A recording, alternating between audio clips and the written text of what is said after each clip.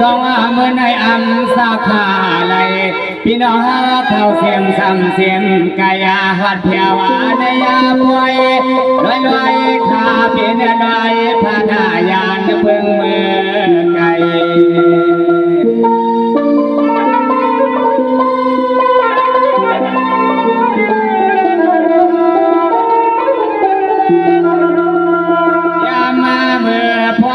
ตัวเดียวในฮาวาพี่ฮาวน้องมาหัวประหารยันกันที่จ้องเสาฮาวาเมื่อว่าเบื่อซื้อนาคำขึ้นนาเมื่อว่าก็พลเสาดกหาลงมาขยอลงมา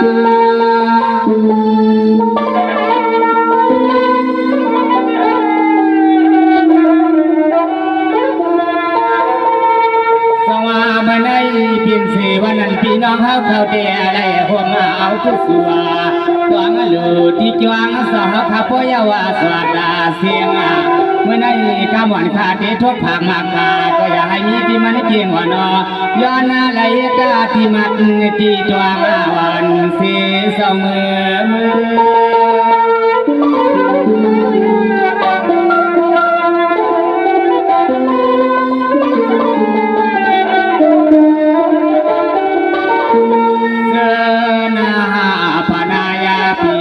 พิสายาพินาพิโลกตางาเสียงนาเสือสานระยางาหัวหลูหัวลวงสานไม่มีลูกลวงเศร้าไม่ไม่ตัวแน่นอนพระติสัมเพนาละพงอาใสเสียว่าเพนนาว่าป่าไปขยาว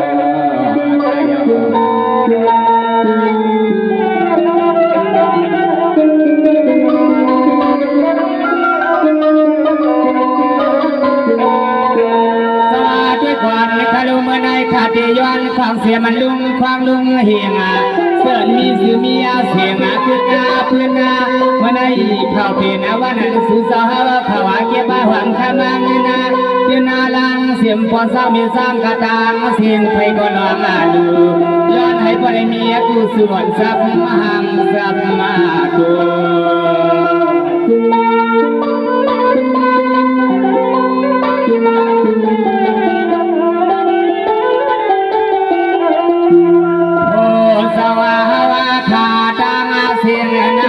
ก็พูดว่ามีให้พอได้เป็นสัตว์นาทีทุ่งเมืองนำสองกาตางาเสียมพวกตัวกาพวกสานาให้ลองทหารสะบองสูงขึ้นไว้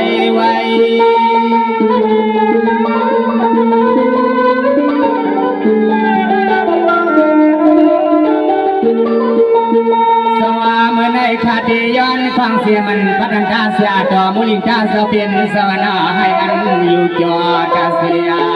ในนี่ทุ่งเมืองต่างยันสว่าใหญ่กังเมื่อในเสื่อมพี่น้องเข้ามาดูก็เลยก็ซึ่งให้มีรองทางห่างย้อนหน้าแล้วก็ความมาผักสีว่ามวน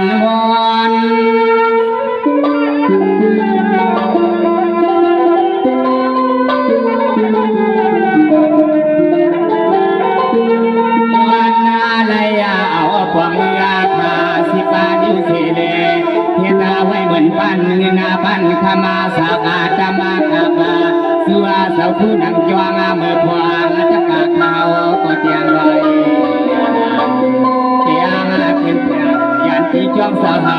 ขมือกายาเตียงย้อนฟังคำสอดเสียดอกมือทุกหัวยามือใหญ่เขา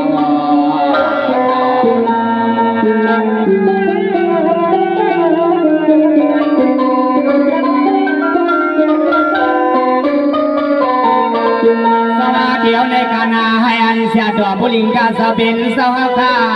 อายุสาวเขายาวหึงตัวถึงหลายปี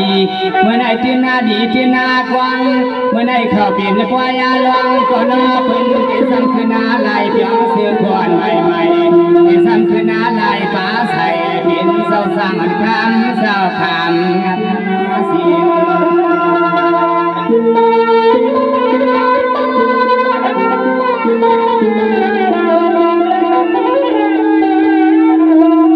เสียงทางที่งาทาวานายผู้หญิงผู้ชายกะตางาเสียงเนอเสือสานในยาม มาสวยแถมน้ำไม่น้ำกระดาลองเข้าลองพักกุไลลองใส่ขามีขอสกามาเมื่อยามเลยย้อนผักสู่สาวตังซุ่ม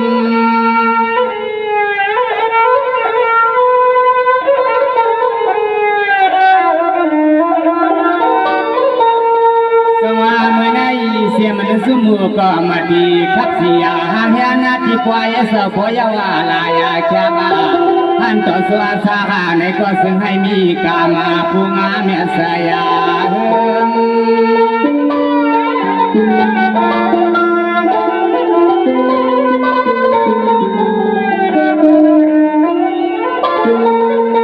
ือง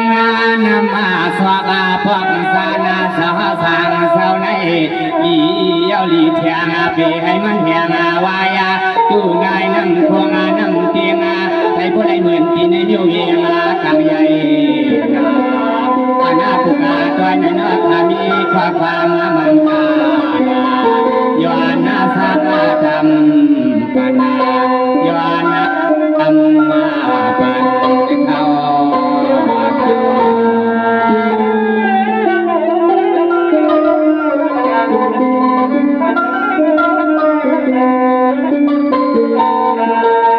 ด้วยกวนขลมในขาดย้อนของเสียมันก็ปังกาพิยุกถาพิสายซอยเอาข่าวดังนามาอย่าปีให้มีเสียทางควางตังขามายิมาจวงเมื่อได้ให้เหมือนตังมวงกุยเสื่อนพี่น้องเขาเข้ามาด้วยเมื่อวันในเมียมังกาลาสั่งเสื้อเขาขาผัดกว่าย้อนสุดทางว่าซึ่งให้มีเทียงกว่าเรื่องนำน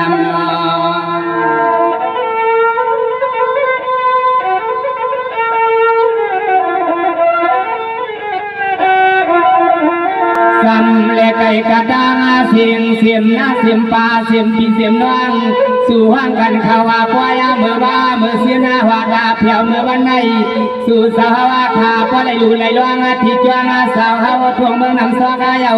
ย้อนให้พอได้เป็นสเทคู่หัวคู่เฮือนาคู่ชิงคู่นายลองยิงลองใส่กระด้างเสียงสู่สาวส่องที่สำคัญทุก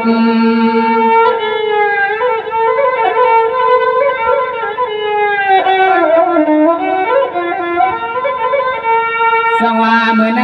ขาดย้อนผาอาสีกว่าตอนตาเตียงอุกาเตียงทีชอกกวางนี้กวางเสียมาว่าเมื่อในขาดอยู่ที่พายานาเสเลเอาขอบำข้าวาสั่งเสวายอนสู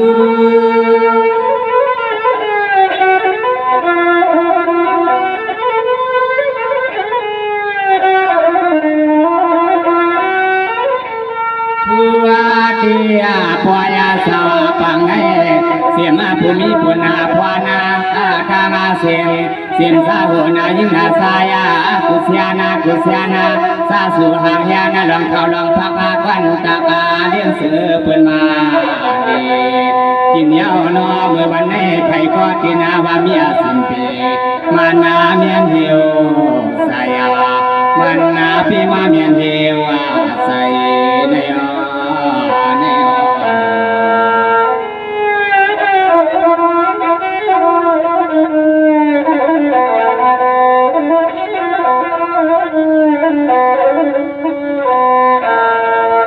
เดียวในกานาให้สาวตานาเฮาเขาดังมีทั้งผัวเอาตัวเฮ็ดดาปล่อยมันซอยมันชัวย้อนสู้เมียวไหลเปลืองไหลให้เพียงใส่ทั้งเมื่อได้ข้าวเขาเฮ็ดดาเปลี่ยนว่ามันย้อนสัวซอยเผาใส่กามาผูกไม่ย้อนสู้ตัวไว้เป็นสาวตานาปีให้มันห่วงมันนาย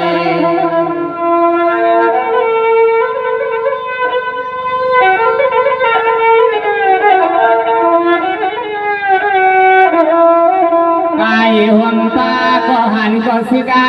สานเพื่อนามีบุญพอนาไปติกาหลวงที่เทอันนี้กว่าตังพอสร้างมีสร้างยามเมื่อสายลูกวันนาสาวขึ้นนาซึ่งให้สู่สาวกะพอได้อยู่สิ้นแชมแค่โพเลกังมี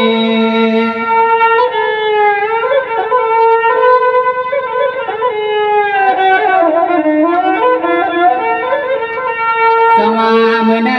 พี่น้องน ำซอกนักตางเสียงดอกมาเฮือนเล็กกาเฮือนใหญ่เฮือนน้ำใหม่เฮือนอุดตาถั่วดาวตีลิ้นขึ้นให้พ่อได้อยู่ซึ่งแชมป์ชาดาเสเมื่อนั้นเฮ็ดสั่งก็ให้ลองไปเลยกูลองกามอ่อนข้าวว่าป่ายองหิมาที่จวงเสียต่อตนเศร้าเกิดงาพื้น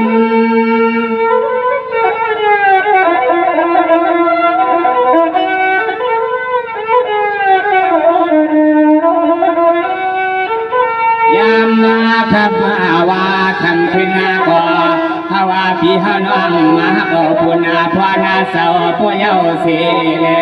วันเมื่อเหลียวในมีอาผู้ซาเสือผู้มีผลพวนาสัมยอนาขอความมาให้เฮาพี่ฮาน้องเป็นห่วงกันเมื่อพวงเดือดวันยานาเพราะว่าคำเพราะว่าวันนาผู้อามาเทเฮาพี่ฮาน้องที่ไล่ขึ้นเปียนาอยานก็ดีก็ตาเปียดีนางสองสู่ซ้ำเสลายอันไหนมาหัวบ้าหันยังกันแน่นอสองสู่ซ้ำเสลายในน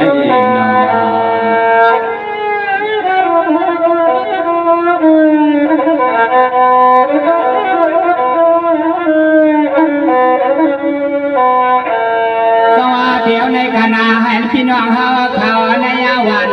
ดอกวันตั้งนำเมื่อมาสันไก่ก็เลยก็อย่าให้มีเสียตังไม่ตั้งเชียให้พ่อเปลี่ยนสีกวนนาดีกวยาเมื่อในสายกาเฮาตัวเทมาเลียปาแล้วลูกอาศัยมีเฮาเลยหันเย้าเสียชวงเสียชาอันคำว่าก็ย้อนความมั่งกะลาเอาซ้ำตัวหงตัวงาหาย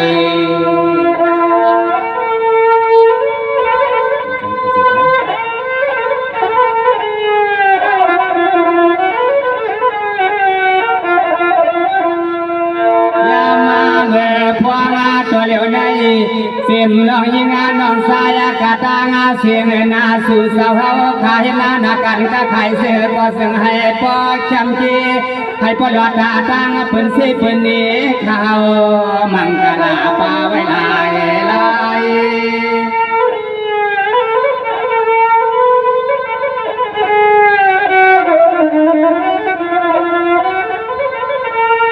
สว่าเมื่อใน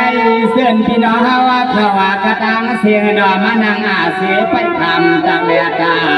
เส้นพี่น้องเฮาเขาเสียกาและมาไปไว้สาวฟังในผลสาวเฮาขาดตัวกาโหสิงก็มาใหญ่สู่สาวขามาสวยยินสวยแหงตัวถึงหน้าเมืองเลี้ยง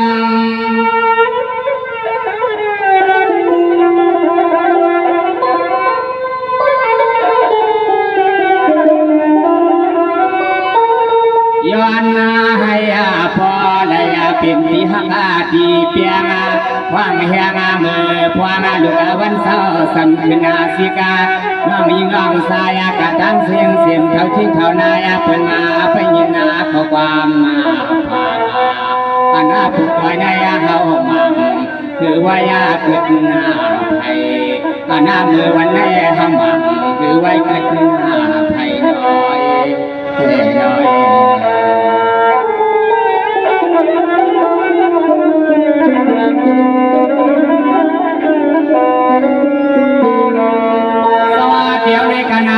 พี่น้องเฮาขอนำสวาตังสานาตังตัวกาขาติทั่วกาเนีย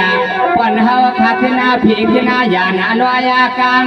เสียมคนล้อนังกาตังสิ่งสุดสมองเสงก็สงายพ่อเปียวตาเสเมืองในเป็นสัตว์ที่ลดกาเลี้ยงก็อันเท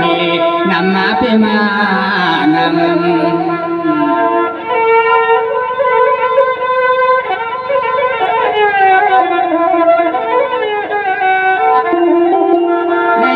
วันสำน้ำชวงหล่อลงกูวายามาข้าวกอดที่สมองของความมาผูกอาจอยในยตาที่มือที่กีฬาเมื่อผู้มือเจติระยันก็วันก็เมื่องายุ่งเทงาลาลาดอยเมื่อสูนออกมาขบวยในวายวันขอความมาปีนายสวยเสียงคำว่า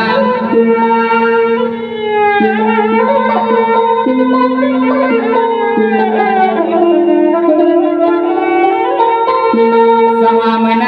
ทวนตาพี่น้องเฮาเขาลายกี่ลายพายกำไรขาด ที่ย้อนความเสียงสาวตาหน้าเศร้าอยู่อย่าวิสากระดังเสียงสิเลวินาวายาว่ามาพากามักดาตอนตางำสาวกระดังเสียงนออะไรมีอาชีสุมังกลาย้อนตัวถึง